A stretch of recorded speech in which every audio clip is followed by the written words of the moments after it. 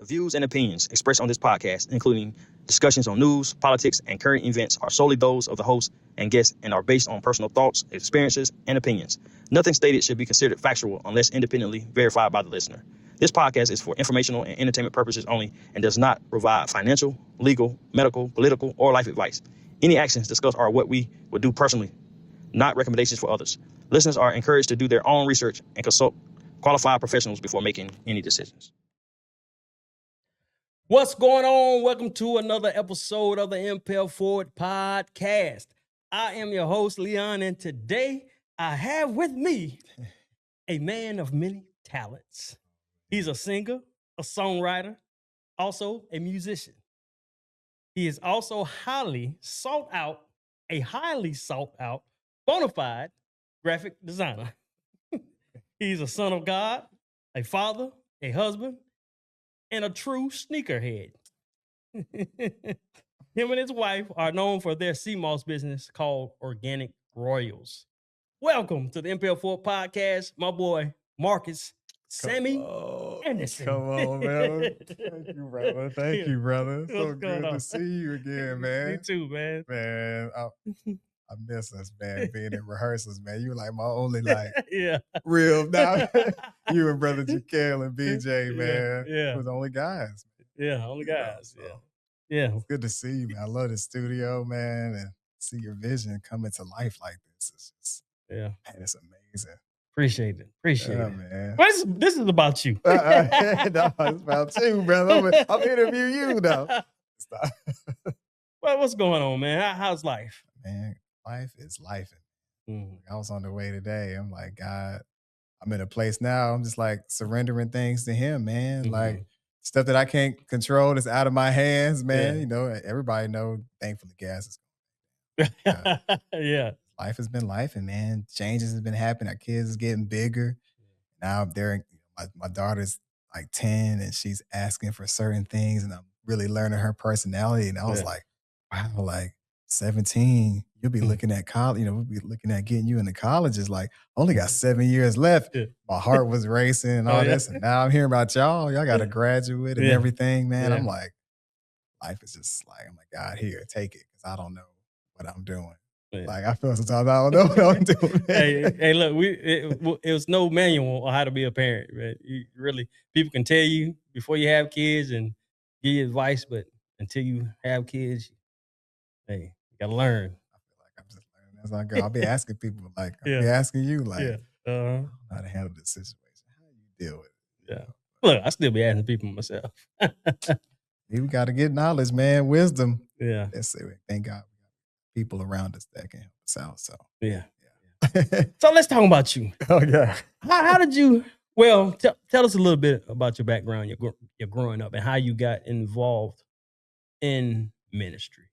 Man, that's a great question, man. Starting off, man, how did I get started? So I was born in Maryland. My dad felt that he was called by God to go from Durham. He's from Durham. Okay.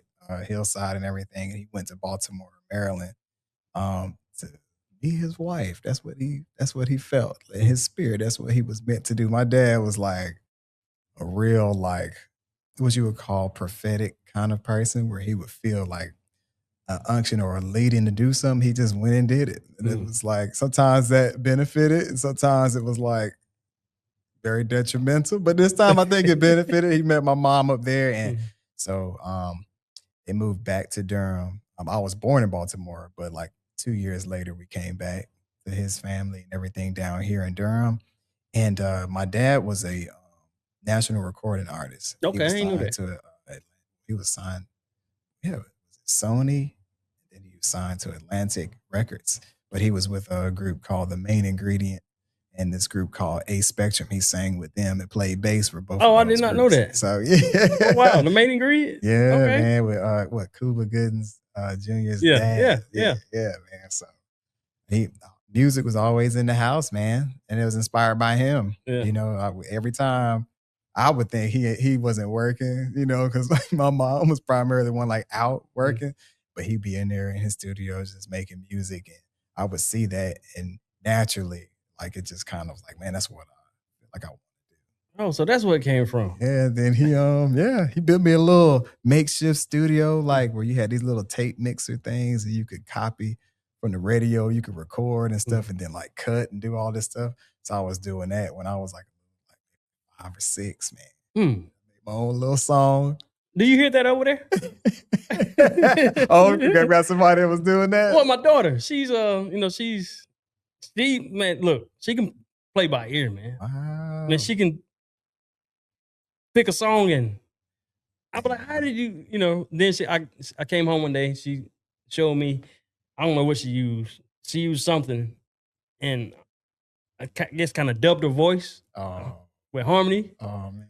I'm like, man, so I sent my wife some things, but we ain't finished talking about it yet. Man, hey, steward that thing. Yeah, that's my thought. You know. I love that, man. Yeah. Like you see, like what we are gravitating towards as kids sometimes. Right. In a weird way, it shows up in we get to become adults Right. and of age. So I didn't know those little seeds right there that my dad was planting would lead me into wanting to do music and then sing. But in regards to like ministry, man, like I was saying, he was like a real like kind of prophetic person. And he just felt led like, and sometimes it cost us everything. It was homeless, and certain decisions that was made. And sometimes we were really benefited and blessed, so, if you ever felt like you were led by the Spirit or led by God and a mistake happens, sometimes you're just learning. You're just like, oh, that wasn't God. That was the flesh. That was something something else. And it's costly, but me seeing that journey with him, first, I didn't really know how to deal with it as a kid because, we go without things as a kid. Out having a house or having a car and having certain things and sometimes being homeless, you compare yourself to other people and all that stuff. I'm like, man, Dad, this is your fault. Or God, this is your fault. Me mistakenly putting that blame. Anyway, I'm going. Go ahead. Keep talking. That's ministry, man. I was just realizing it's highs and lows in it when it came to my dad and my mom, especially too, man. She definitely would pray over us every morning we went to school. She would make us say these confessions every morning. We were walking from the house to the bus stop, to get to school. And every single morning it was the same thing, confessions every day. And so that as a kid growing up all the way up through like middle schools when she would do it, then as we got older, she was like, y'all go, y'all on your own. But that really, that's where it started. Okay, man. So are your mom and dad still together now? No, my dad passed away in 2015. Oh, sorry to hear that. Yeah, but oh no, it's a blessing because I finally was able to connect back with him. But yeah, man, he passed away in 2015. Okay. Initially, of course, and I wouldn't say most of the time it's our moms that introduce. So did your dad introduce you to Church of Christ, or was it your mom, or you had your own journey? It's both of them, man. Both of them, okay. Both of them. Yeah, okay. My dad, just his dad was on the worship team and at a church and was singing. So my granddad was in that. So I just felt like I came from like a generation of people that were like either serving in church in some form and in the space of music. That's where they mostly were found. So my granddad was in it. Then my uncle was a pastor. So my dad's brother started a church out in Durham. He was a pastor. And then, so I was seeing church things. I was seeing Christ things happening. But my parents were the ones that definitely, especially like through my dad's mistakes, I'll say more than anything, helped me to really like say, oh God, like I don't want to do that. Oh, I do want to do this. Oh, as a kid, I'm learning, no way I want to be involved in that. And sometimes that caused me to have a conflict in my relationship with God because I would equate how my parents' lives were, how their lifestyles were, and I would think that's how like God was. Sometimes as kids we relate God to our parents. How our encounters are with them. But me seeing my mom's faith and resilience in times when we were going through financial stuff, and she's still like, let's make these confessions. Like we're on the street, she's saying, we're gonna make these confessions. We're gonna sing a worship song on the street corner. So we did. I remember one time, we only was homeless like 3 times. I don't want to keep saying like I was Only? homeless all my life. No, but only a lot. Not long though. But it was Okay, like we was homeless for like maybe 2 days. Okay. Which is that's a long time. But it wasn't like we was homeless for months and weeks or anything. Thank God, you know. So how many times out of those 3 times? Like 2 days, one time? Like maybe like 2 times the first time, a day the second time, then maybe like a week or so, like the third time. We were staying with friends and family and stuff. Mm-hmm. Well, that's still something to go through. Yeah. Not knowing where you're going to stay the next night. Oh, for me and my sister, it was me and my sister. We just was like, man, like, so I questioned God. I was like, man, so we just meant to suffer like this. And this is like with people who serve you. This is how our lives are supposed to be. I don't want nothing to do with that. As a kid, I was making up my mind. I didn't want to be a Christian because I felt like, oh, bro, you're going to be this, you're going to be that. Just judging my parents and not knowing, you know, the challenges that they were really going through. As a kid, naive kid, man. But all that to say, my dad would pray over us, you know, and he prayed and asked the Holy Spirit to fill us. And that's where me and my sister at the age of, she was like 10 and I was 12. Received the gift of the Holy Spirit. Okay. Able to pray in tongues and everything through my dad, you know what I'm saying? And I, at the time, I looked at him as being, you know, this imperfect figure, you know, that wasn't working. That was just always in the studio making music and stuff and causing us to suffer. But yet and still God would use him in ways like that to introduce us to Christ in just really practical ways, man. So, yeah, it's weird, but it's a lot. I mean, it feels like a lot, but in a weird way, it was like, God, I was seeing God through my parents' imperfections, and still God would use them to introduce us to himself. It was amazing. Right. So would you say you found your calling early? And, you know, I would say I found my calling in high school. You know, my man Gerald, he used to joke with me and other folks at Jordan. I went to Jordan High School. And I guess, like, people would be like, yo, he going to be a pastor one day. They used to say that about me. I don't know why, but I would be, like, always kind of, like, talking about God in some way, shape, or form. Even though I wasn't really in church during my high school years, like the beginning, I was just, man, God, I need you to help me pass this test. I would say it, and then I would pass the test, and then my boy James would be like, bro, how did you pass? I'm like, bro, I prayed about it. Right. God, help me pass this science test. So they gave you more belief. Yeah, I was like, oh, God is real. Like, you know, they were like, man, this dude always talking about God, but he passing. Like, and I really felt that was because of God, man. So I really felt that high school.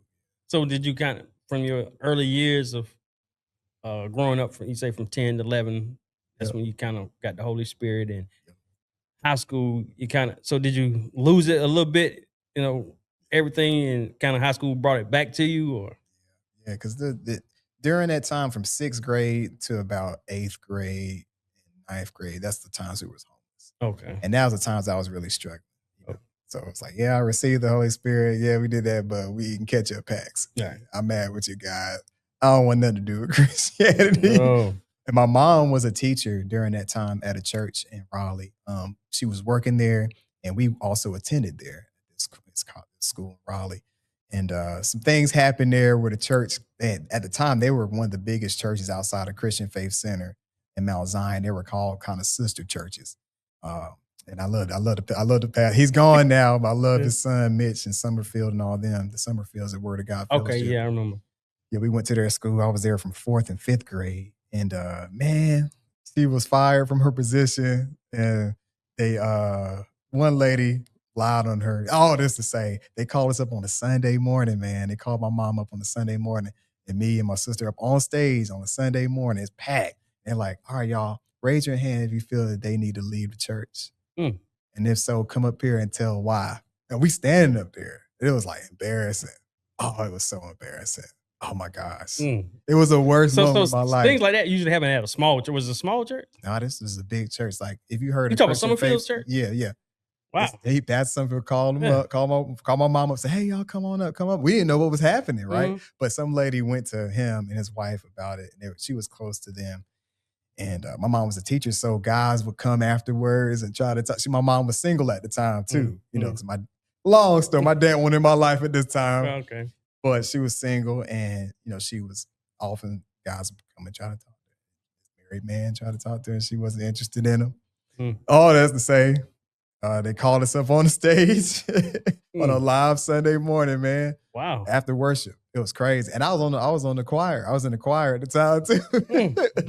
And so they was like, yeah, they need to leave. People was like, hey, yes, she need to leave. Boom, boom. So they you heard that word excommunicate? Yeah. They asked us to leave that Sunday, and they fired her from her position. So she lost her position. And churches like that, they paid for your like livelihood. Right. So they paid for her. That was her, of course, her source of income, housing, stuff like that. So we lost all of that because of that. And so I hated the church after that. Absolutely hated it. Well, now, how old were you when that happened? So I was, oh man, God. So my dad was gone. It's so crazy. I was in 5th grade. I was 10. Yeah. But my dad came back in our lives when I was in 6th grade. Yeah. Wow. So crazy. Because he moved on. Anyway, I'm telling all my life story. Like he was like my therapist. Hey, that's what we're here for, man. That's what happened. Like my relationship with God was severely challenged. Because I looked at God like, oh, this is the church. This is how church people do. People, they talk about people behind their back, lying on people. And then all the people's like, oh, you my friend. We love you, family and stuff like that. You know, we would eat together after service and, and fellowship and hang out. But that day, nobody hung out with us anymore. And that was the day, we lost pretty much everything, man. And I had to complete the school year there too. Right. Yeah, I was still there at the school. And they purposely, teachers would give us like F's and stuff. It was crazy, bro. Wow. They're not a cult anymore. I love word of God. Look, I love y'all. To say it against y'all, Mitch, I love you. Pastor Mitch, Mitch, I love you, man. But they know our story. Right. Oh, yeah. wow. Yeah, it's crazy. Yeah, you've been through something. now, since I was going to save this question for later on, but since you're talking about it, how you hated the church for certain things, and you've been through a lot. We've sung together. Yeah. I sung background. Get out of here, man. For this guy. I sing background. I'm a background singer. Oh, man, he's a worship leader. Oh, man. But he doing this, man. Yeah.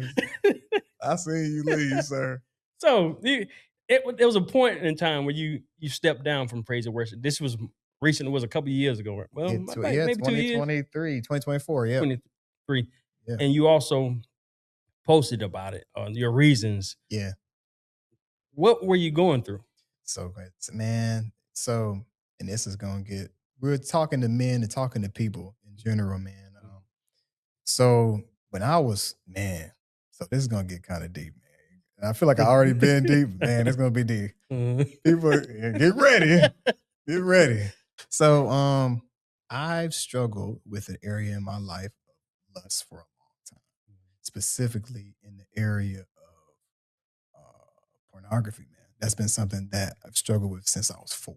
And I'll say that because my dad introduced me to pornography. Okay. So as crazy as it was, like this guy, this prophetic guy, this guy who believed in Jesus, he would openly watch pornography in front of me, my sister, my mom. It was a weird experience, man. So kind of find out, man.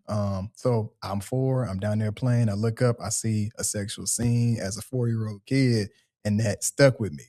It's in the middle of the day, man. Mom is making dinner or whatever, and he's sitting here watching this in the living room, man. Oh, wow. So that was crazy. Like, and come to find out, man, I love my dad and I respect him so highly. Like, that's why I'm able to talk about this without getting like really mad, because he suffered from mental illness.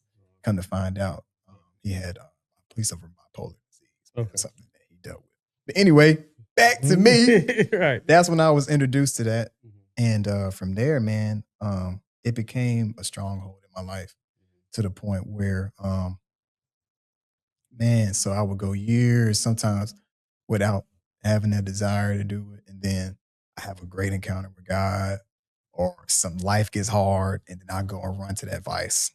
That would be the vice I run to. Instead of running to God, I run to the vice over and over again.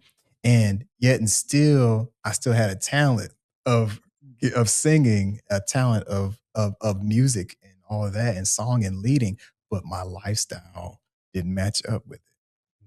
And it tormented me, man. And I wasn't the type, I don't like to go up and fake just because I can sing. And I don't like to be in spaces where it's looked at, man, since you're gifted, God's going to forgive you. God knows you. You're bringing people to Christ through your gift. God's going to work on you. He's healing you without still knowing that the inside of me isn't fully surrendered to him. So me early on, man, when I came, and I love my now church family. I love Pastor Nate. What's going on? I hope that you are enjoying this episode, but I wanted to take the time out to ask you to please subscribe to the podcast. I've noticed that a lot of people are watching but are not subscribed. Make sure you subscribe, like, share, and don't forget to hit the notification bell. That way you won't miss an episode when it's aired or about to air. And also make sure you go to impelforwardmerch.com. That's impelforwardmerch.com. Grab you something. Now back to the episode. When I joined, right when he started back in 2019, because that's when my daughter was born. And I told him, he asked me, he was like, Marcus, can I trust you? I looked at him, I said, no, you can't. I said, I'm going to fail you. I looked at him, I said, hey, I'm going to fail you, but God's not. You know what I'm saying? I'm going to fail you. And I told him, I was like, hey, this is an area in my life that I want you to know this is something that I need accountability with. So you had that conversation with him? With him. Okay. I did. I shared that with him. And he stood with me, and he stood with me in it. And I could say, man, it really, really helped. Now church, for one, being in that space helped out a lot, specifically with Pastor Nate, because he's such a personable leader. He's approachable, and he can have conversations with Pastor Nate. Like, there's some church pastors that's like, you can't get near them. There's security around them. They're like, even though they'll stand from the pulpit and talk about love, but then when you encounter them, it's like very surface. It's very like shallow level. Pastor Nate, man, here's my number, man. Call me. Right. You need anything, call me. He'll show up. INC Moss, all that. He was there. And so he knew that internal struggle within me at the time. And so, but my issue became when I was up there leading, the Holy Spirit was like, I don't know you. God was like, I don't know you. You're up here leading these people and you're performing. I don't know you. And I couldn't take it anymore. Yeah. Wow. And so literally I was like, God, I surrender. And if you have to take the gift away for me to get healed, I'll go through it. I'll step down. I don't care. And so people would ask me, and I couldn't really necessarily tell them why, because it's like personal. I felt at the time embarrassed by the struggle that I had. I say had because God has brought me through deliverance. Like, I'm getting baptized. I've never been baptized under my own decision as a kid. And me not just doing it because all the other kids got baptized. Right. But God's been bringing me through deliverance, man. It's been beautiful. But I had to step down, man, and step down from that because I felt like, oh, man, everybody's like, man, you did so great. All the Holy Spirit moves so powerful. But me in the inside, I was like, oh, I'm not right with him. And I'm not going to keep doing that and not be right with him. Because it felt pointless. It felt pointless because this wasn't right. So how long did it take you to, after that time that you stepped down, how long did it take you to get delivered from that? Yeah, literally, man, it took about a good 2 years. Oh, yeah. Wow. So if you watch me on social media, I just joined a church this year, actually, in Durham, small church. But yeah, man, they just literally is like, look, no, we don't want performance. We want you healed. And that first day I was there, the pastor came up to me. He was like, let this place be a place of rest. We don't care about your gifting. We don't care about any of that. We want you to be whole, right with God. He didn't know my situation. That's just what he said to me. I was just like, man, I this area in my life, I need to surrender. And I don't want to struggle with it anymore. So literally. Pull that mic over just a little bit. Yeah. Check. Yeah. Look, I feel like I'm getting too deep, man. Listen. Nah, you good. This is a commercial break. Anyway. Yeah, man. So I want to say from 2003, that was November of 2003 when I stepped down. And I didn't want to leave the church, but I felt like And every Sunday I came after I stepped down from the worship team, everybody's asking, why aren't you up there? Yeah. Why aren't you up there? Why are you up there? Do you feel like you could have? Why do you feel like you had to leave there? Everybody every Sunday would ask me, why aren't you singing? Uh-huh. And it was very hard to lie to them. Wait, all you had to do was you could have said, I was saying it. I'm just going through a transition. Yeah. I got to step down for me. I got to take a sabbatical. I was saying it. And people was just like, looking at me, you for real? You serious? Like, you gonna step down? Like, man, like, and that part too was bothering me too, because it was like, we have amazing worship leaders there. Amazing. Like, thank God Pastor Nate was sensitive enough to share that weight and not put all the worship leading on one or two or three people. He would share that. So you got Destiny, Pastor Ashley, people, and it was like, oh, y'all are good. Y'all good. Let me sit here and get healed. Right. And like, no, you need to be up there. I'm like, no, I don't. Right. If you knew what I was dealing with, you wouldn't want me up there. And so it became hard, man. And honestly, that's the 100% truth, man. And when I would tell people, look, God told me to sit down, people didn't understand that. Yeah. Like, God told me to sit down. Like, I knew I was up there singing, and that Sunday, God was like, this is your last Sunday singing up here. You need to sit down. And then when I told Pastor Nate that, he was like, he couldn't understand. He just couldn't. He's like, how do I tell the people? How do I explain this to the people? He didn't know how to do that. And I understand, because he wants to protect me, right, and the integrity of our relationship. He wants to protect me. But yet and still, he's like, well, okay, you're going to have to move to like another state or get, it has to be something like, oh, Marcus got another worship position over at a big church for me to make an announcement. And I was like, man, look, I need to step away. I just need to step away. So I watched Now Church online. Because I'm telling you, man, every Sunday, man. Yeah, people ask me, what's up with Marcus? I'm like, I don't know. He stepped down for something. I don't know. And then everybody like to make up their own story. Like, oh man, him and so-and-so was beefing.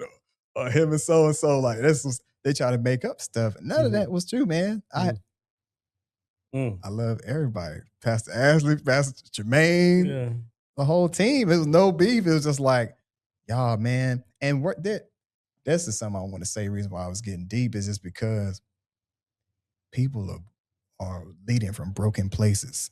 And when you pour out from a broken place, the people receive a broken impartation. So we pour out.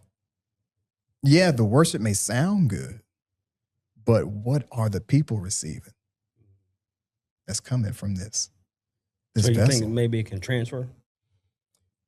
Maybe. Yeah. But I knew I didn't want to have that on my hands. You know what I'm saying? Whatever. People, nobody is perfect. Right, nobody. God perfect, doesn't want us. God, no. He said, all have sinned and fallen short. Right. But like, is your life surrendered? Like, so did you stop when you left, when you set yourself down? Did you, for those 2 years, did you stop going to church, period? I was watching Now Church, man. Online. And I was watching Now Church videos from home, me and my wife. And, you know, not even unfortunately, but fortunately, I'm an artist. So artists, this is going to sound bad. Artists can live their lives however they want to live their lives. What you mean by that? Artists can live how they want to live, man. Nobody has to know their personal background and their struggles or things that they may deal with, right? Or be judged by. They can continue to just make music because they're making money. There's people that just like, they might not even be Christian, they rap. They make gospel music. They might not even really truly believe, but it's an avenue for money, and they produce. So I became an artist, right? I put up my first song in 2020, and I was like, well, I can still create music. So I found this lady, found me. Her name is Lucretia. I love you, Lucretia. Thank you for finding me. She's my manager. Okay. So she was just like, listen, we got to get you out here. You're working on an album. You got to get out here at other spaces and sing so people can know. And when your album comes out, they can buy it.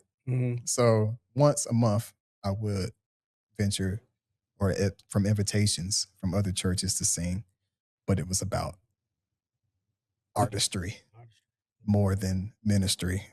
And that's a very weird line when you're a worship leader, but then you want to be an artist and you want to provide for your household. And that's the means in which you're able to provide one of the streams.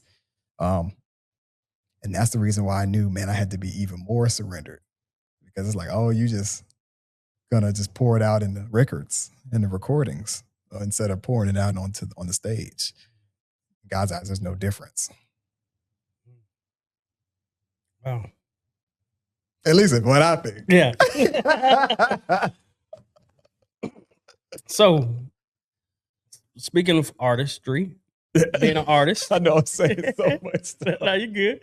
You can't, your album debut, matter of fact, June last year. This is a whole year, isn't it? Yeah, yes, sir, man. Yeah, whole year. Only, man. Yeah, my first album, man. Now, how many songs did you write on there? Did you wrote them all, man. Wrote them all? Yes, sir, man. Yes, sir. Me, my wife, kids, we wrote them all, man. And Josh Harris. Yeah, Josh Harris and Carlita Duran. Yeah. We worked on the project, man. So how was that process going through that? Now, around this, how long did it take you to write those songs? So, this is crazy. So you was going through all this while you was doing all this writing? It started in November of 2023. Okay. Yeah. Started November 2023. I was like, oh, this is my journal now. This is my journal. Oh. So it's like talking about, like, there's a song in there called Just Believe, where I was like, frustration. I've been waiting at this mountain too long, and time is impatient. It waits for no one. Like, I was feeling like so frustrated in my own personal walk. So I was like, let me write this stuff down. And it just literally was like, God's like, nah, this is the time for you to create. I didn't feel worthy of creating because I knew, I was like, man, like, I'm a broken individual. What are people going to be able to gain by listening to this? And I was like, nah, I'm going to heal you, and as you write this. So it started November at home. I had time. I didn't have to come to rehearsals anymore. Right. I didn't have to practice for a Sunday. So that time was like spent on a mic in my little closet. My wife put me and writing, man. And I connected with some producers, and Queasy Justice, man, produced the whole project. Queasy, man, love you, man. Like Queasy. I didn't know he produced it. He produced it, man. Mixed, mastered it, man. He's awesome, man. Check out his studio. It's called Artesian Collective. Artesian Collective. Shout out Queasy. Shout out Queasy, man. Yeah. But so yeah, that was from November, December, January. I finished it in 2024. And then released it, man, later on into it. I released it. It's been 2 years. Has it been 2 years? That was 2020. No, 25. 2025, I think. Yeah, I released in 2025. Yeah. So actually, 2024 is when I left Now Church. 2024? Okay. Yeah, November 2024. Okay. Wow. I didn't leave Now Church. I'm still with y'all. I'm with y'all. Let me see, can I find it? So my favorites on the album are Hallelujah. Come on, man. Testify and Miracle in Me. Come on, man. Yeah. Yes, sir. And when I was listening to it, I said, you the Raheem Devon of gospel. Yeah. Listen, man, look. Now, how do you just describe your style? Yeah. Bro, yeah. How do you describe your style? Man, I was inspired by I'll say Mali music. I love Mali music, man. Like Tone, like these guys that were taking like foundations of the gospel and like trying to not experiment with it, but like add elements of neo soul into it, man. Elements of some like folk, a little bit of little rock.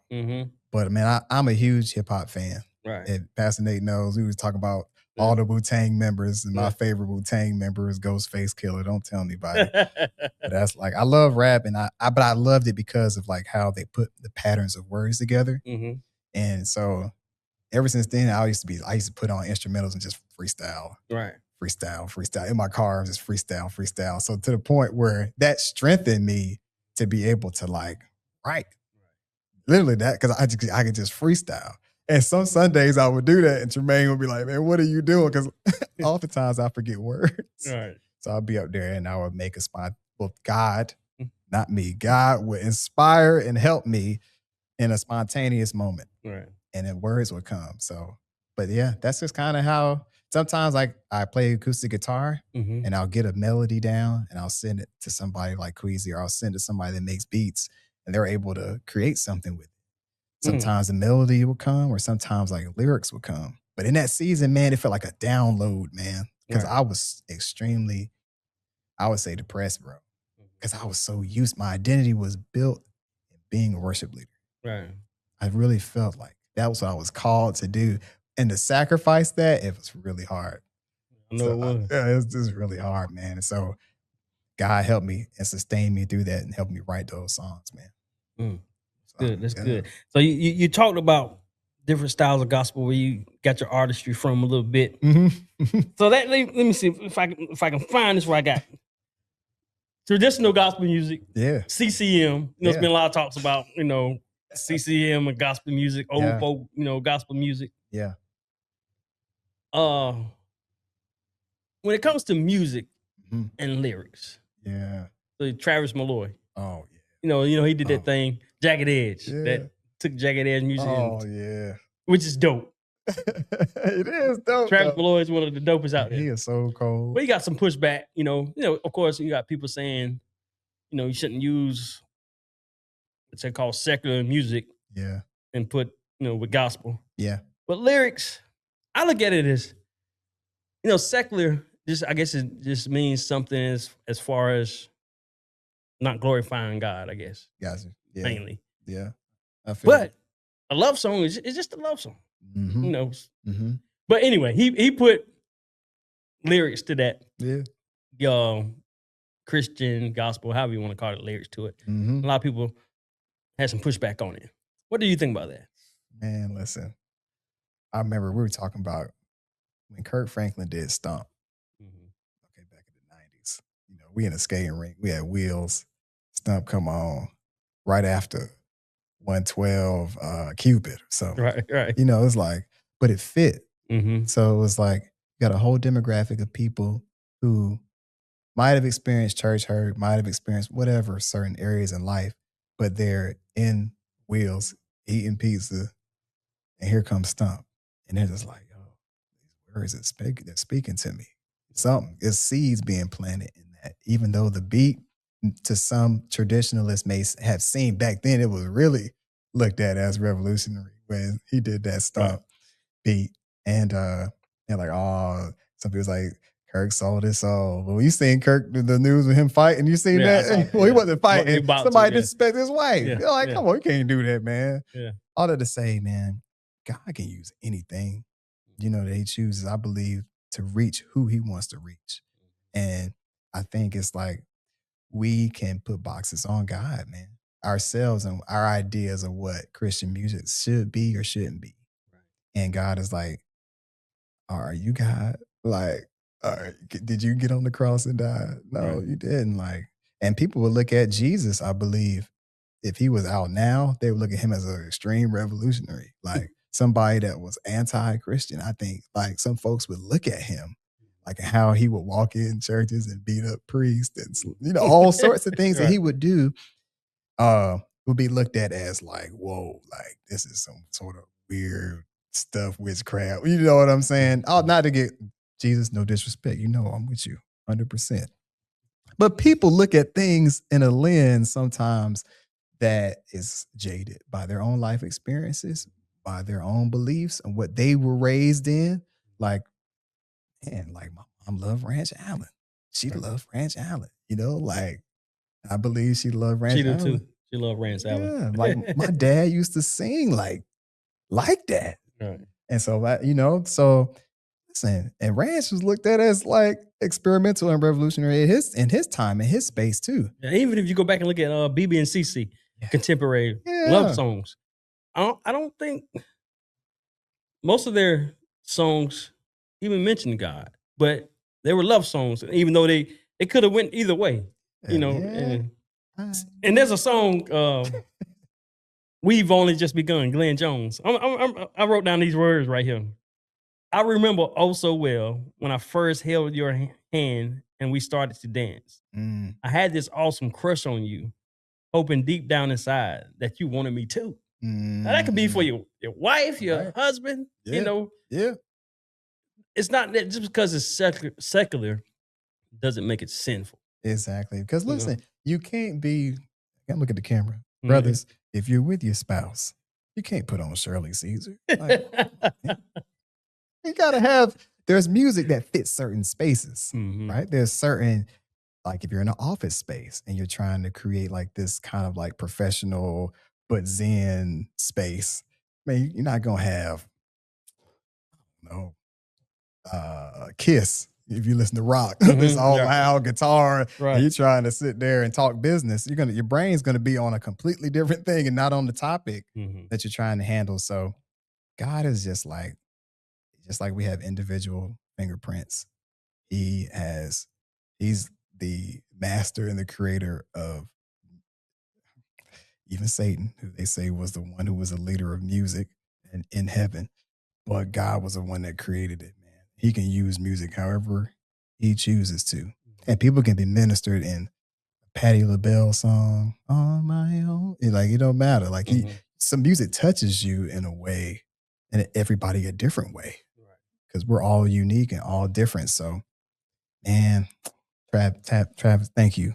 Thank you for obeying God and putting out what God put in your heart, because it's reaching a demographic that I can't reach, Right. that Kirk can't reach, that Chris Brown can't reach. Like, you know what I'm saying? Like, Right. it's a specific. My mentor, Micah Stampley, will always say, don't compare yourself to anybody. If you're a singer out there, a musician, don't compare yourself to anybody, because God has a specific group of people who needs to hear what you have. Mhm. And Yeah. they're able to receive from what it is that you're able to create. So Yeah, I had that as one of my questions. Do you ever struggle with that, comparing yourself or seeing other people? Like, how did they get here so fast? Or yep. how can I do this? Or how can I do that? You struggle with that? Absolutely, man. I looked at during the time. You always have these ideas. Like, I thought about that before it was invented. Or I thought about that. Mhm. I was like, man, Maverick City. I thought about that. Like getting Yeah. different cultures together. Let's get in the living room. Let's play. But to see like the rise of like Dante Bowe and Chandler and those guys, and it's like they felt like they had authentic worship that didn't necessarily fit that gospel traditional space and sound, but their unique delivery of music and their unique spin on it reached such a cool demographic of people, uniting colors and races and sounds and all that together. Man, I was like, man, I want to do that, God. Like, compare myself to that. But God's like, dude, you don't know what this man been through. His whole house burned down. He's like, you want that? I was like, no, I don't. Be content with what it is that I given you, Mark. Good. So yeah. But yeah, everybody looks at it. Like, man, they can sing. Like, I love my man Mike Georges. He's one of my favorite. Oh, yeah, Mike, And he can sing anything. Right. Like anything, man. He has the range. He can go high, low, got the growl. I'm like, man, I want to sing like that. I was like, man, That ain't you. That ain't you, man. Like, so it's a wild for me to like my voice though. It's just like, all right. I've embraced it. It's just me. You know. That's what I think I've heard you. What nationality is your dad? Yeah, so he's black. He's black, but I haven't heard you talking about African island, something island or something, or this is something you do. So in high school, man, this is when I didn't attend church from that moment. That was in 5th grade till I was in 10th grade. So that's like what? Yeah, 5th grade to 10th grade? Yeah, I didn't attend church. Okay. So my sister started going to this church, this African church. Okay. That's where it came from. Called Life International, man. This pastor, he was from Ghana. His wife is from Mexico. And everybody in there was like majority African. But people from all over the world, she would go to their young adults or youth church on Wednesdays. And a lot of people from Jordan High School went there. She was like, Mark, look, you got to come. Like, there's a lot of people. All your friends go here. And I was like, really? Like, she's like, you got to come. You got to come. So me and a young lady who was a girlfriend of mine at the time was like, hey, let's go to church. Let's go check it out. I was like, I didn't want nothing to do with church, man. I was like, I'm just going to go. My sister invited me, went out there. And the youth pastor, his name was Keith Reynolds, man. Keith Reynolds and Mike Harris, they were youth pastors there. And there was a young lady that was up there that night And she was giving her testimony because they had just did like a mission trip to New York City, and they were like dealing in like homeless spaces and helping, feed the homeless, all that type of stuff they were doing. They came back and they were sharing their experience. Mm-hmm. And this young lady was standing up with tears in her eyes. She was just like, just saying how she felt God in that experience. That young lady was my wife, Bianca. Oh, okay. Yeah. So I saw that. I was like, this girl's on fire for God. Like, look how she's talking about how we as people who have should really help those who are in need. But not only that, like, it's easy to just pray for somebody, say, hey, God's going to help you, but then give them what they need, give them a sandwich, give them something in exchange, not just like a word of encouragement. So like, that was like, I had never seen a young person talk like that. I had never seen, like, most guys I was with, I'm like, oh, y'all in here, y'all don't really love Jesus. Y'all hanging out, y'all smoking. I'm already in my mind, like, y'all ain't really serious. She was serious, man. So that was like something that really drew me back. She was actually what drew me back. So I came the next Wednesday. And did I mention I had a girlfriend that was with me? That didn't work out, I'll just say. You was plotting. So, I mean, I didn't even know I was plotting, though. Right. I didn't even know. I was just like, there's something special about this young lady up here, because she was one of the youth leaders, because they had like teenagers that were youth leaders, and we just became friends, man. That was like 10th grade. Yeah. So y'all been together ever since 10th grade? Well, we were just friends. Yeah. All the way from like that. I asked her to prom. Her dad said no. My junior prom, I asked her. Dad was like, no. Her mom said yes. And then I joined the team. I was in 11th grade. I joined the worship team there. And her dad was on the worship team. He was one of the ministers, and he was one of the worship leaders on the team. And we developed a friendship. But I didn't realize, was I doing that so I could try to get with, starter? But really, I felt drawn to like get back in it. Like that church really was, it really helped ignite my love for God again, and kind of ignite that gift of singing and leading again. But all that to say, yeah, man, we just was friends all the way up, man. Till I went to Central. I went to the college in New York. Came back. So you went to Central? Mm-hmm. I went to Central, man. Yes, sir. Went to Central.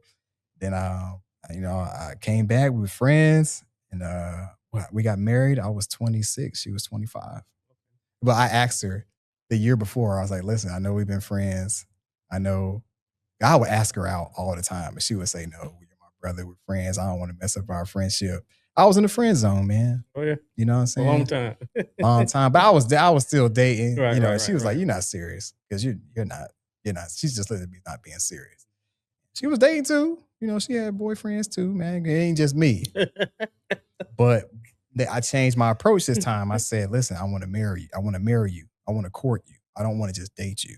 And she had written down in her journal, she wrote down in her journal that she wanted to be the man that she was meant to marry was going to be the one that asked to court her, not to date her. That was so interesting. I was like, wow, we're meant to be. Like, right. That's how it happened. That's how story. So the African church is where sometimes I went all the way from Africa to how I got married. Y'all ain't asked for all this. No, you're good.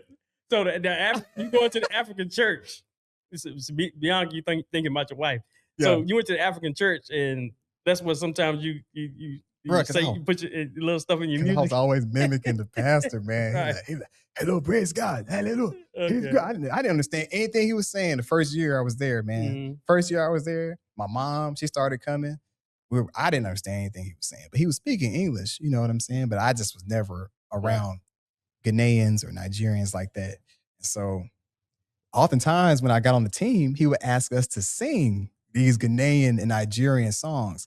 And he would encourage us to use the proper dialect, the proper, what am I trying to say? The sound, like your, what does it say? You got the country, you got the New York sound, the Baltimore sound. He's like, get the authentic African sound. And when you're leading and singing these songs. So I had to do that. Oh. Yeah. So that's where it came from. But I will always mimic his voice. But it wasn't because I'm African or not. I thought maybe that came from your father or something. Like, no, nobody. Okay. No. Everybody was saying that. Yeah. Oh, you from the islands? You from Africa? No, I'm not. I just sang a lot of African songs from 10th. I started leading in 11th grade.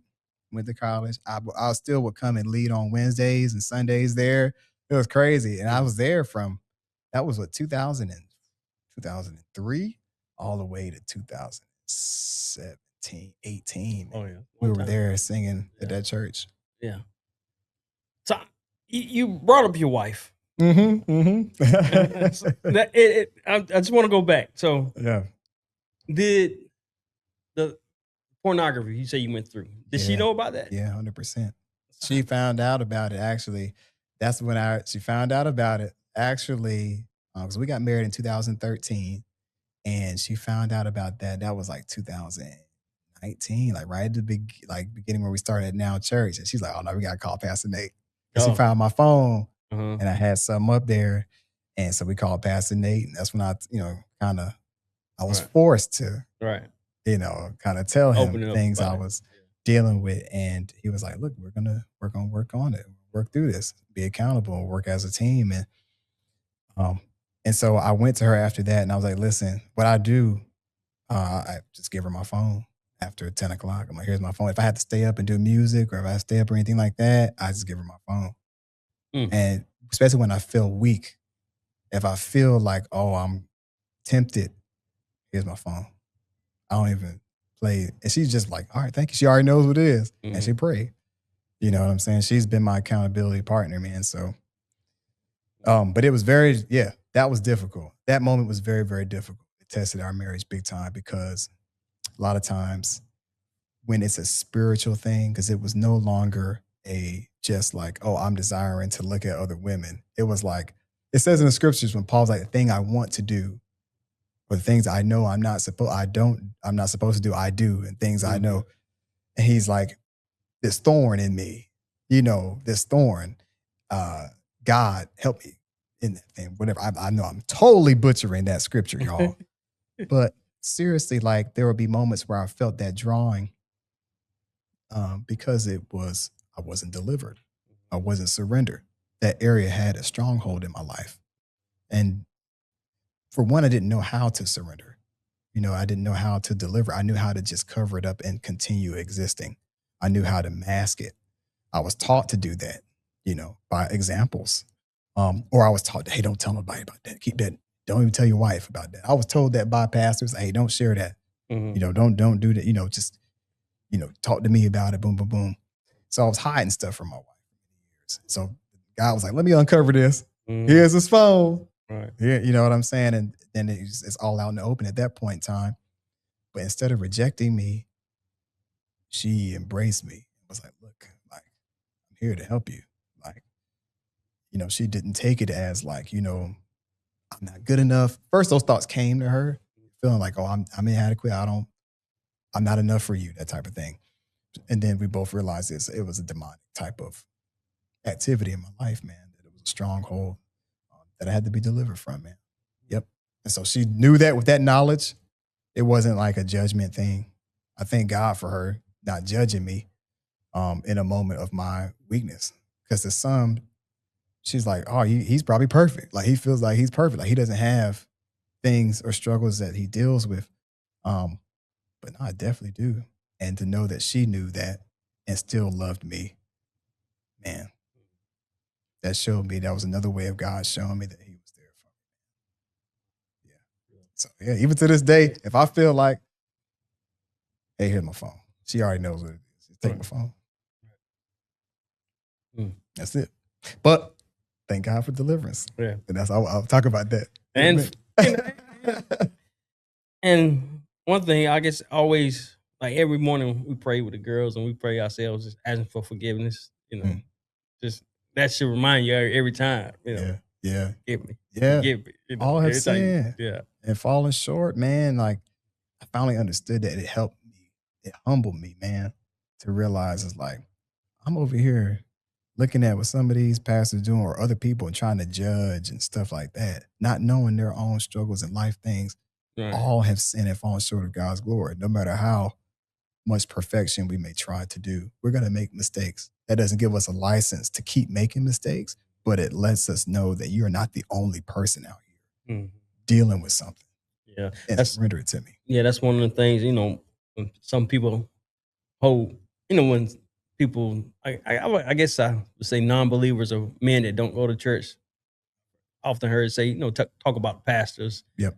And that's when you're not supposed to hold them up to this pedestal. It's Exactly. about God. Because Yeah. we all fall short. Anything Yeah. thing can happen. Yeah. And that's why when one fail, sometimes do you get talked about? Yeah, they get talked about, but it can happen to us.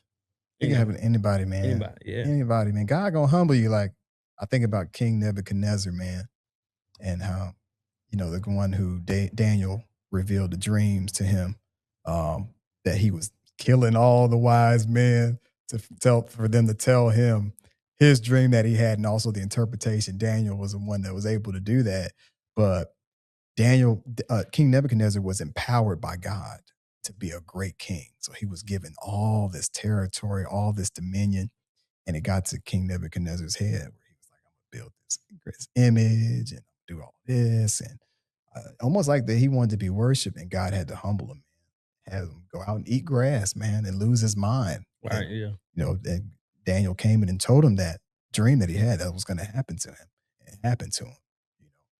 It's just like it can happen to anybody, man. So it's just best to just be humble and realize, hey, God, I surrender this area of my life to you.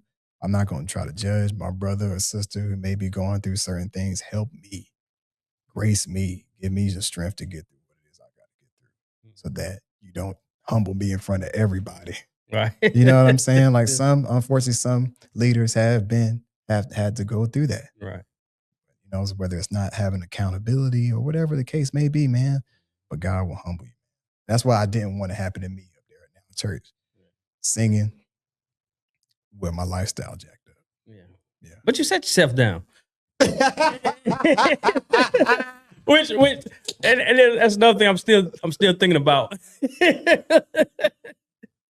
Most people, when they're going through something, they run to the church. They go to the church. Yeah. A lot of times. You set yourself down and you left. Yeah. I'm still thinking that. I'm gonna tell you. Could you have stayed there? I'm gonna tell you. And I know you said people kept asking. That's probably you just got tired of that. But my thought process is still like, it's broken people. Yep. It's a lot of broken people in the church. Yep. Still in the church. Absolutely. People go there for help. Yep. Yep. Looking to God. Getting the word. Surrounded by people like. I just think he could have stayed. Look, man, that was like that same voice that told me I don't know you while I was up there singing them songs. The same voice that was like, hey, get out. You need to step away. Okay. And I had to tell my manager too. I was like, listen, I can't, because she was trying to get me to sing every Sunday at another church. And I was like, nah, I don't need to be in a place where it's familiar to me. I need to be in a place where literally it feels like a sacrifice. Like God was like, no, you're going to put this on the altar. You're going to crucify this area of your life. You're going to kill this area in your life. It's going to cost you something. And literally it cost me, of course, pride. It cost me something I absolutely loved at the time of leading. Cost me some relationships, man. At Now Church too, because I was like, look, God told me I need to leave. And I don't know why. And I was like, at first I tried to stay. Right. And God was like, well, no. And the whole time God's like, do you trust me? Like, you know what I'm saying? Like, do you trust me in this? And I'm like, God, I do, but it doesn't make sense to me. And I would talk to Pastor Nate about it. He was like, bro, this don't make sense. I'm like, it really don't make sense to me. And because I was like, who hurt? He like, who hurt you? Who offended you? Nobody. God literally was like, I guess he was thinking along the same line I was thinking. Like, and that's the thing. Like, he was like, just sit, get through it, and I want to protect him. Right. You know what I'm saying? And my statements, like, I want to protect Pastor Nate too, because he's a man of integrity, but he's a man at the end of the day too. You know, that's like, man, some leaders take offense. Like, really, they do take offense when you leave, because it's like, you one of their, right? You know, you're one of theirs. Like, you're one of their children and family, and you grew there, and you were there from the beginning. So it hurts to see somebody, you know, Because literally, bro, I'm going to say this. I was encouraged, bro, to stay on the stage with folks knowing my own personal life, right? I couldn't imagine if somebody came to me and was like, hey, man, I'm suffering with A, B, C, and D up here. Like, I really feel a conflict between me and God when I'm up here. I feel like this ain't right. I need to sit down, right? Oh, let's pray about it. Like, go on back to it, man. God grace you type of thing. Not saying that's what Pastor Nate said to me, but there were leaders that were saying that to me as if like, oh, man, we all going through. You can keep on. I feel like, no, like, I can't keep on. God will judge me for this. Like, God will judge me for this, man. So, yeah, I just felt uncomfortable. I'll just say in a space where I was constantly being asked to go back up there when this wasn't right. And so I was like, look, and God's like, you need to get out of that space you need to get out of that space. Are you willing to get out of the space and get close to me? So I got out of that and started reading my Bible. This is going to be crazy. I won't read my Bible like that. I'm up there leading and singing, but not having a consistent, I didn't have the word in me, man. I didn't have the word in me. That bothered me. These things were bothering me. God was starting to like prick at this heart, man. I was like, look, you're not even spending consistent time with me. Yeah, you're praying here and there, but it's not consistent. Like, I'm no longer the goal. You getting the songs right, you singing, you knowing all the words, you practicing is your goal, but I'm not anymore. So now I got to move that out the way and let me be the goal. You go back to the foundational, the basics, Marcus. That's what God literally instructed me to do, man. So I got a study Bible from Target, a devotional Bible for a year, and literally had me go chapter by chapter, read it and write journal. It's funny. That's what I'm doing now. With Zach Wendell? Is the book Zach Wendell? No, just going chapter by chapter now. I got me over there in my bag, a study guide. Yeah. Ordered it through Amazon. Come on, bro. And I'm just trying to get more because it's sometimes you can't get away from it. Yeah. Like just doing daily things. Like you say, you pray. Yeah. Like I pray throughout the day, we all pray before we leave the house. And pray throughout the day at work, car. So I make it my duty now to go in my car sometimes, or if I'm sitting in the shop, I just pull up on my phone, pull out my guide. So come on, brother. It's some work. You gotta stay with it like anything else. You gotta stay with it. I seen Tatum. Tatum had it up. Tatum from the Celtics. He had it up in his living room on the fireplace. I said, man, that book looks dope. It's by Zach Wendell. Okay, I'm gonna check Bible that out study. Too. Okay. And I was like, gotta find it. I looked up on Amazon, then they had it at Target. I grabbed it, man, and it was so crazy. I went to Target to buy it. This was like Christmas Eve, man. And I was like, this is gonna be a gift I buy for myself. And at the time, we was going through this financial struggle a little bit, and my card declined. Oh. And the guy behind me, this guy's white guy, old guy, he didn't even know my card declined. He was like, hey, man, I want to buy all of this for you. Let me buy. We had all of this stuff that we needed to get. Me and my wife, we bought, and he was like, I'm buying it all. I'm buying it all. He said, this right here, this is your season. This book right here, God's going to write it on your heart. He's going to inscribe this on your heart, man. Keep it in your heart. And he paid it. It was like $200 some, bro. Oh, yeah? That all that stuff that we had from Target, we was getting like little gifts and stuff. Right. I was in between blessings. But card declined, and he paid for everything. It's like, man, you guys have a blessed Christmas. So that was another sign from God. Like, yeah, do you trust me? Yeah, you left a space that you built your identity in, but your identity wasn't in me. You stepped away from that. Okay, you're willing to be uncomfortable and tell people like no, something ain't right in here. I got to get this right with God. Like, I got to take a break, sabbatical.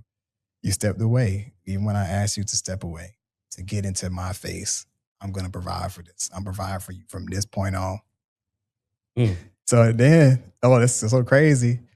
we were landlords at the time. This is why we were going through financial struggle. And it was our first time being landlords at a house. And we had tenants in there and they couldn't pay the rent. They lost their job and they had gone like 3 months straight without being able to pay anything. And it was just like, man, we was living in Wake Forest. So we was paying the house there and paying on this house. And it was just like became taxing financially. We just was like getting down to our last every week. And it was just like, oh man. So we had to ask them to leave, had to go through that process. Them out of frustration, they left the water on. Oh, wow. Because this was a three level home. And they left it, the washer and dryer was on the second floor under the basement underneath. And they left the water on the washer.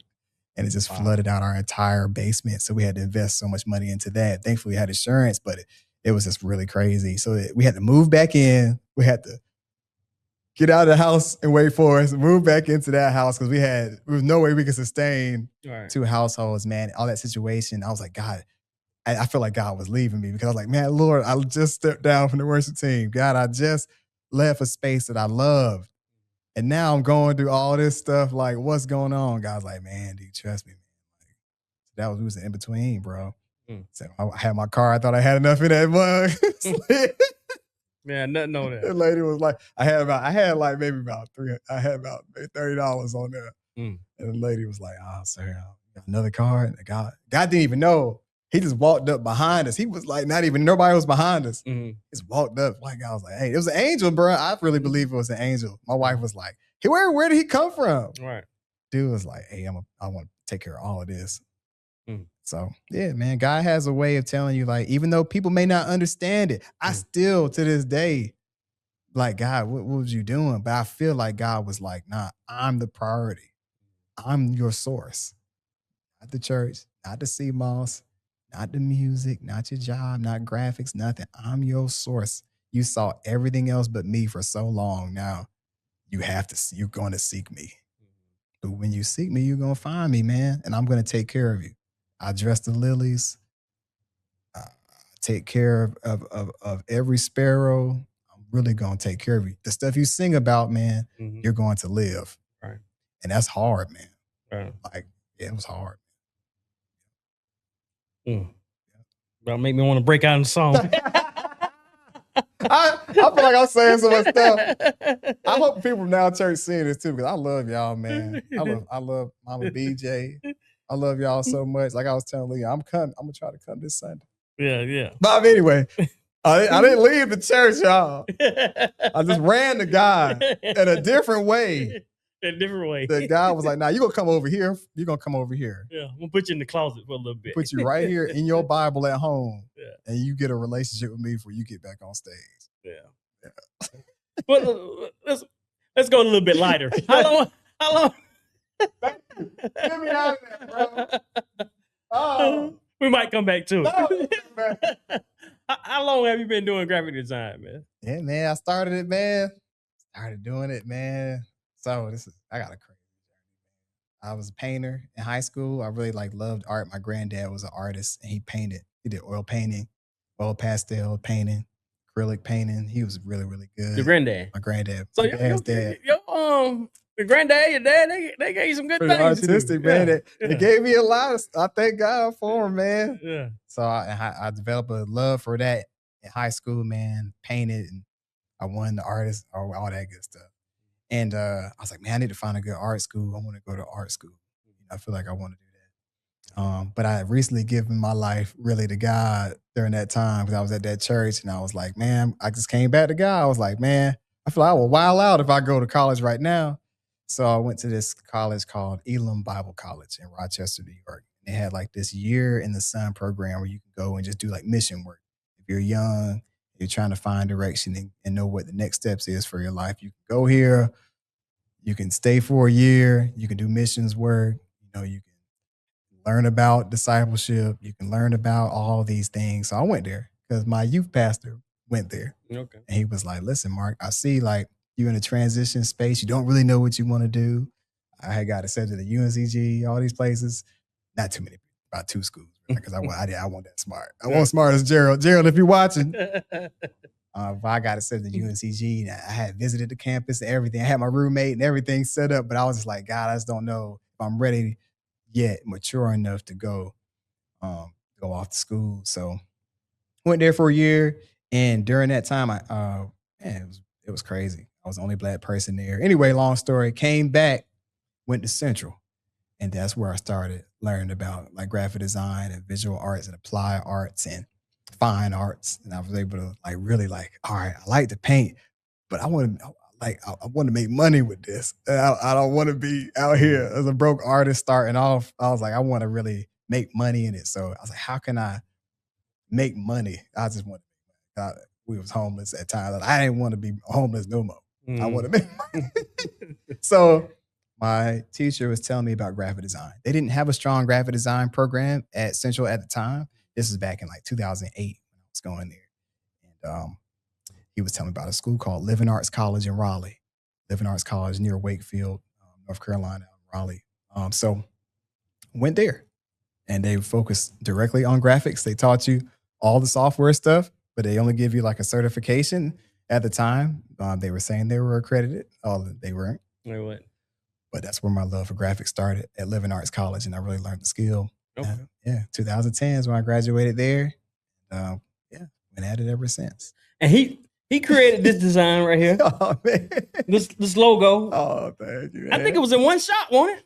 And I was drawing it out. Yeah. And you liked the drawings. Yeah. I was like, all right, that's direction. Yeah, man. One shot, and it's been a hit. Listen, he had vision, okay? He had his mission, statements, he had everything. So when it comes to graphic designers, some people come to graphic designers, bro, with nothing.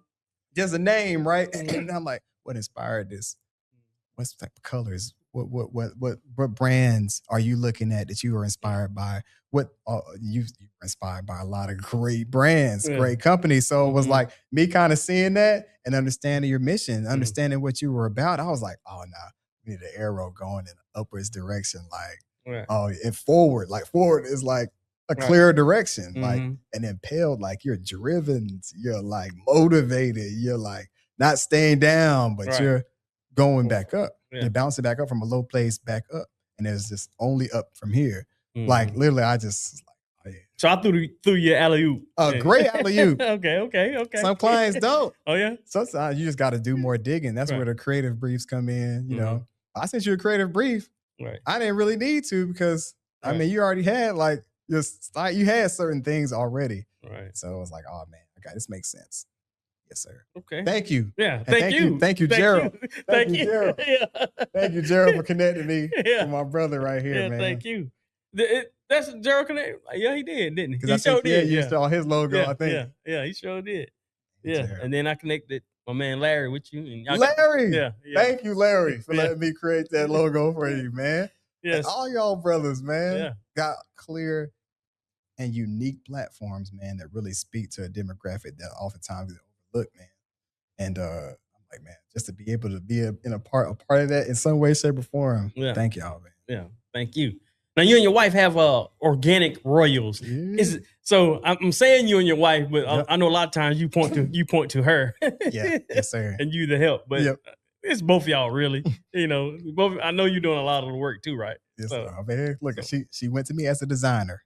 She was like, listen, like I need something. Me and her created like a YouTube channel. We were just like, man, we're trying to help people eat better. It felt like during the time where COVID was really coming up big time. We're like, how can people build their immune systems up, man? And so we started a YouTube channel talking about like, hey, if you have an option to choose between a genetically modified ketchup and something that says non-GMO, meaning all this stuff that's maybe bad for your body that you don't know that's bad for you, we're going to tell you about it. So we started doing that on YouTube for a little bit.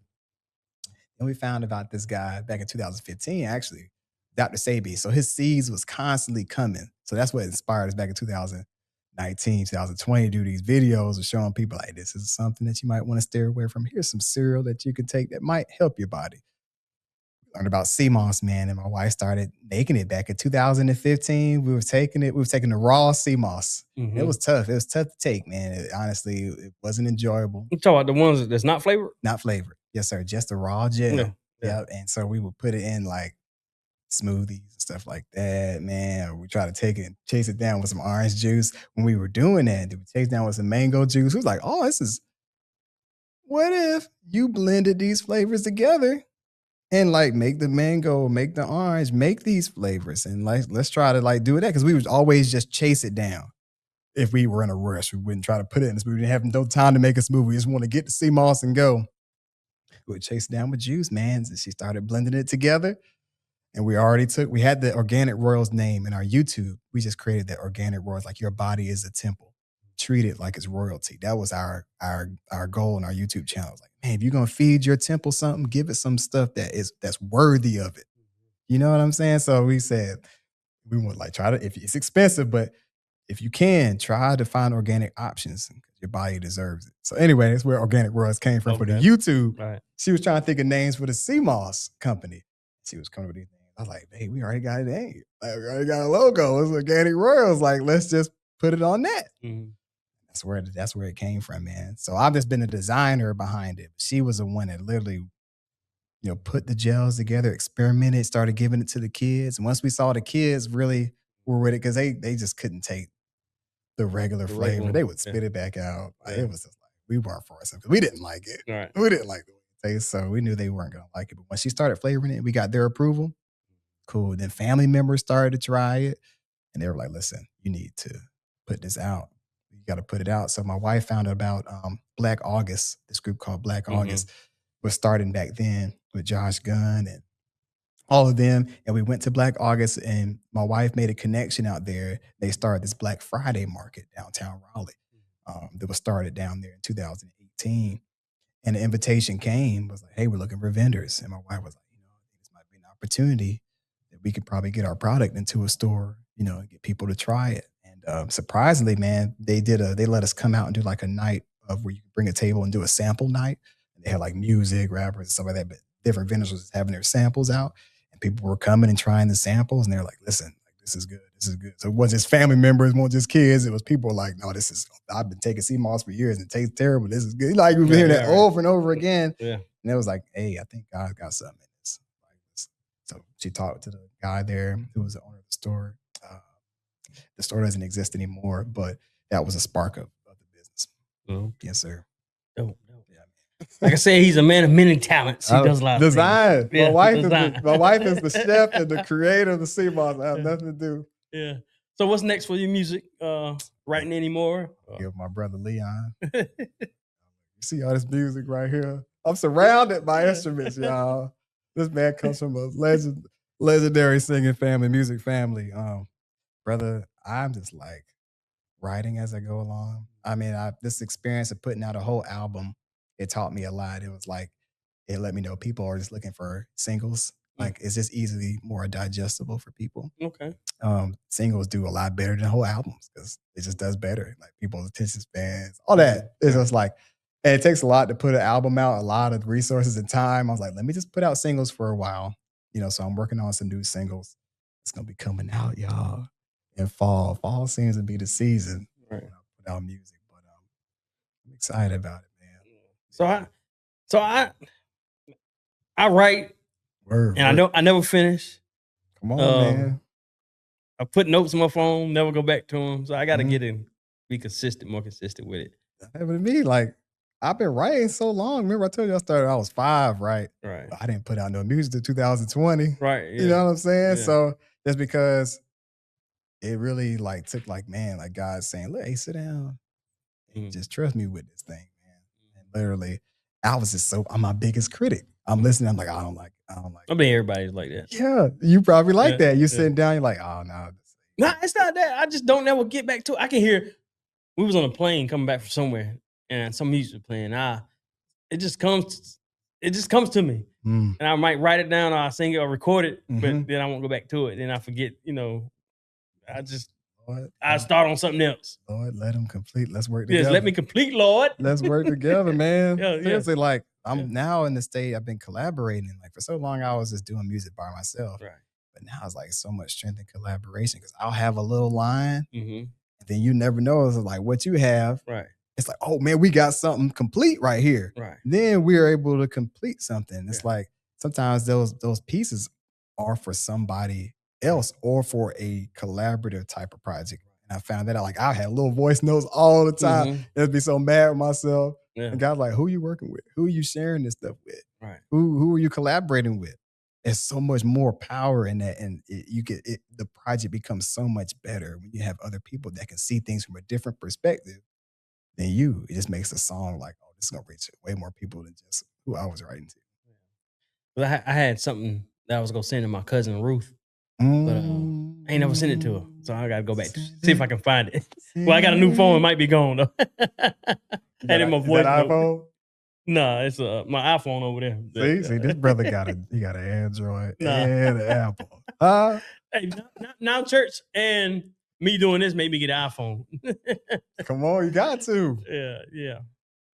Well, it's been a good one. What would you lead the people as far as ministry, music, and just listening to God, man? What would you lead? Yeah, man. Listen, the same person that woke you up this morning, okay, is the same person that sometimes you hear whispers in your heart where it's like, oh man, you know that's God. You know that's like something that didn't necessarily come from you, but you feel like this peace, like there's some purpose in that. There's some destiny in this little nudge.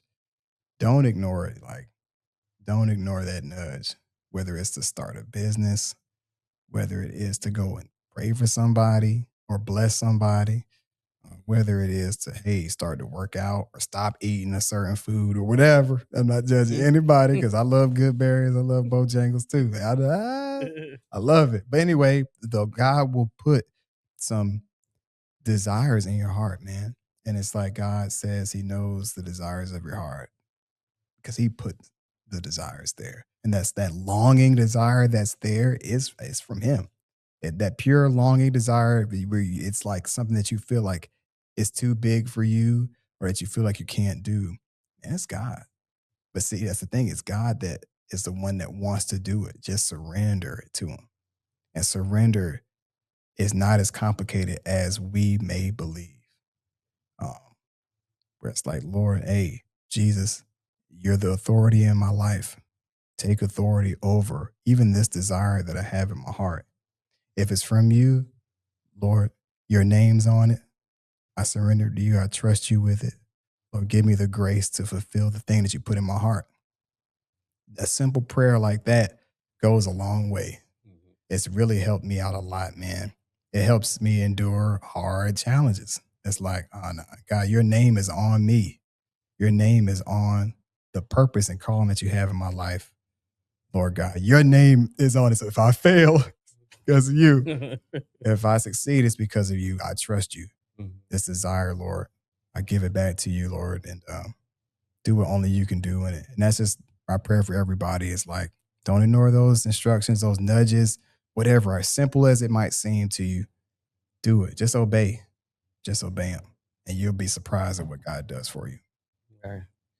So, is there anything that we didn't talk about? You want to talk about? We can touch on. Man, we got to design some more stuff. Yeah, we got to design some more stuff. Yeah, I appreciate you so much, man.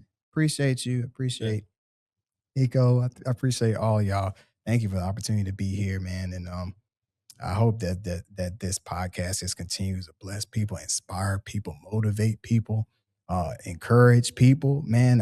Help somebody not to end their life or whatever. You know, this is ministry, man, that you're doing. It really is, man. I'm just grateful that you saw fit to have me here to join you, man. And really appreciate you, man. Thank you. Well, it's been a good one with my boy Marcus Samie Anderson. There you have it for another episode of the Impel Forward Podcast. And remember, seize the opportunity to grasp your dreams. Yes. Peace.